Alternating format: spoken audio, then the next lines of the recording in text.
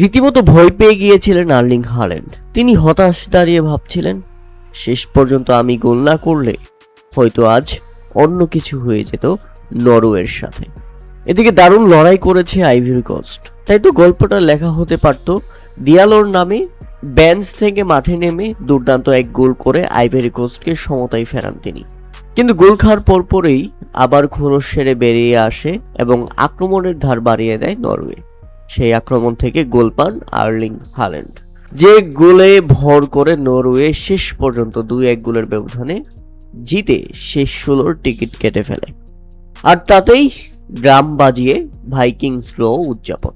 অপরদিকে দারুণ খেলেও শেষ পর্যন্ত কান্নাই সঙ্গী হলো আইভরি কোস্টের জন্য।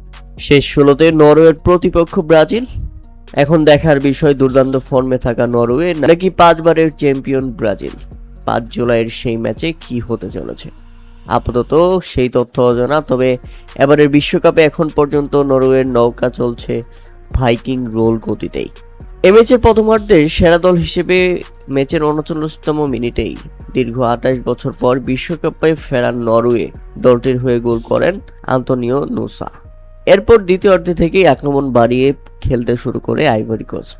নরওয়েও খোলসবন্দি হয়ে পড়ে, বারবার সুযোগ তৈরি করেও ব্যর্থ হওয়া আফ্রিকান এই দলটি ম্যাচের 74তম মিনিটে সমতায় ফেরান ম্যানচেস্টার ইউনাইটেডে খেলা আমাদ দিয়ালো। ম্যাচের 60তম মিনিটে বদলি হিসেবে নেমে ইতিহাস গড়ে ফেলেন তিনি। গোল খেয়ে নরওয়েও থেমে থাকেননি, তারাও আক্রমণ বাড়িয়ে দেয়।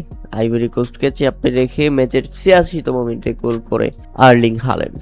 টুর্নামেন্টের এটি তার 5ম গোল, যার সহায়তায় নরওয়ে পেয়েছে শেষ 16 টিকিট। অপরদিকে কান্নায় ভেঙে পড়ে আইভরি কোস্ট। দারুণ লড়াই করেছে তারা, দারুণ ফুটবল খেলেছে তারা। এবারের বিশ্বকাপে বড় চমক ছিল তারাই। তবে শেষ পর্যন্ত শেষ রক্ষা হয়নি, আর্লিং হাল্যান্ডে বেঁচে গেছে নরওয়ে।